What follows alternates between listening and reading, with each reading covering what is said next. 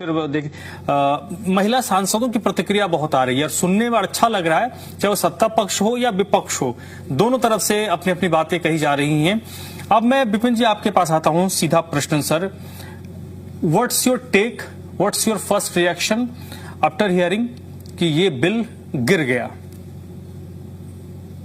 बहुत आपने जबरदस्त सवाल पूछा है, क्योंकि देखिए मैं सिर्फ एक पक्ष में बात करूं तो वो ठीक नहीं होगा, क्योंकि देखिए दो पहलू है इसमें।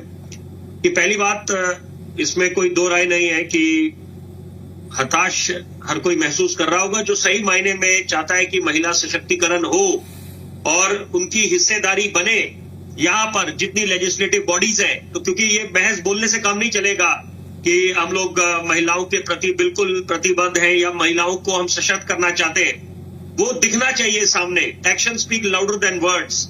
लेकिन साथ साथ दूसरा पहलू देखिए ये भी है, इस बात को स्वीकार करना पड़ेगा कि अगर हम एनडीए से ज्यादा भाजपा की बात करें खास तौर पे, तो वो भली भांति जानते थे कि नंबर्स उनके पास नहीं है, तो ये कैसे अंजाम तक पहुंचेगा। तो ये बात हार जो हुई है, ये कह सकते हैं कि नारी बिल की हार हुई है। लेकिन अगर हम शक्ति की बात करें, शक्ति की कभी पराजय नहीं हो सकती, वो हमेशा विजय ही होगी। तो यहां पर अभी जब भाजपा को भली भांति पता था कि ये समर्थन नहीं मिलने वाला, 2/3 बहुमत कैसे मिलेगा, तो वो फिर भी एक जोश हाई था, पूरे जोर लगाया उन्होंने। तो इसके पीछे भी देखिए आज की जो जनता है वो बिल्कुल बड़ी समझदार है, उसको कम नहीं समझना चाहिए।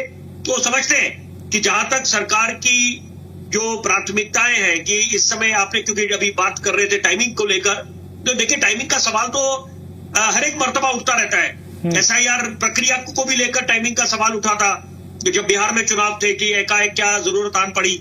अच्छा एक रिफॉर्म है कि किसी सदी का बड़ा अच्छा रिफॉर्म है। और साथ साथ देखिए मद्देनजर कुछ जरूरी बातें रखनी पड़ेगी कि मंडल कमीशन की बात करें कि उसको संवैधानिक जो ओहदा दिलाने की बात थी, तो ग्रैंड ओल्ड कांग्रेस पार्टी पीछे क्यों रह गई। और उसमें तो बिल्कुल निश्चित बात है, श्रेय प्रधानमंत्री नरेंद्र मोदी को जाता है कि बाजी मार ली उन्होंने कि 106वां जो कॉन्स्टिट्यूशनल अमेंडमेंट हुआ था, संशोधन हुआ था संविधान में, उसके तहत जाकर मंडल कमीशन को बिल्कुल एक कॉन्स्टिट्यूशनल स्टेटस मिला, मान्यता मिली।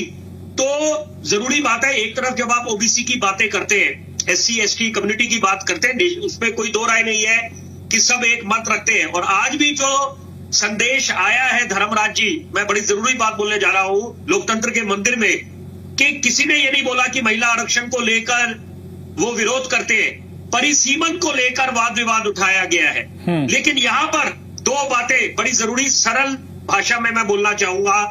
एक, जब बात करते हैं quota within quota, OBC community को लेकर जो 33% रिजर्वेशन है, पहली बात। उसी तरह से दूसरा सवाल ये बनेगा, जो भाजपा की तरफ से एनडीए के जो बाकी जो घटक दल है वो सारे ये बात बोल रहे हैं कि ये फियर साइकोसिस क्यों फैलाया जा रहा है, भ्रांतियां क्यों फैलाई जा रही है, भ्रमित क्यों करा जा रहा है कि यहाँ पर जो सदर्न स्टेट्स हैं उनकी रिप्रेजेंटेशन कम हो जाएगी। जब माननीय गृह मंत्री ने बिल्कुल आश्वस्त कर दिया कि यहाँ पर प्रो राटा बेसिस पर 50% इंक्रीज इजाफा होगा और हर एक राज्य को, हर एक क्षेत्र को बिल्कुल एक प्रोपोर्शनेट शेयर मिलने जा रहा है, फेयर डिस्ट्रीब्यूशन होगा। तो वहां पर जब लोकतंत्र के मंदिर में कोई आश्वस्त कर रहा है, वहां पर फिर क्यों ये भ्रांतियां फैलाई गई? इसका मतलब है ट्रस्ट डेफिसिट है, विश्वास का अभाव है। कि एक तरफ एक बड़ी बात जहन में आती है कि प्रधानमंत्री ने एक अंतर्राष्ट्रीय मंच पे जाकर एक बात बोली थी कि जब हिंदुस्तान के बारे में बोलने की बारी आई तो बोला कि हिंदुस्तान जाना जाता है वुमेन लेड डेवलपमेंट के लिए, और ये हिंदुस्तान को बाकी मुल्कों से जुदा करती है बात। तो सही मायने में अगर हम चाहते हैं कि हम लोग विश्व गुरु बने और महाशक्ति बनेंगे, इसमें सबको स्वीकार कर लेना चाहिए कि जो महिलाओं का जो योगदान है, आधी आबादी जो हम बोलते हैं, वो आप नजरअंदाज नहीं कर सकते। और वहां पर कम से कम ये अपेक्षा करी जाती है कि एक मंच पे खड़े हो और आप परिसीमन को लेकर जो आप लोगों का, विपक्ष की बात कर रहा हूं, कि जो उनको एक तरह से आशंकाएं हैं, उसके लिए भी मुझे लगता है कि इसको आज मैं अगर इसका निष्कर्ष निकालूं, पूरी बात का निचोड़ आगे रखूं, तो ये बोलूंगा कि आज ये एक शुरुआत हुई है और यहां पर यही उम्मीद करी जाती है अपने नेताओं से, राजनीतिक दलों से, जो लोकतंत्र के मंदिर में जिनको जनता चुन के भेजती है, कि आप बिल्कुल बहस करें, तीखी बहस करें और यहां पर तथ्यों पे बहस होनी चाहिए।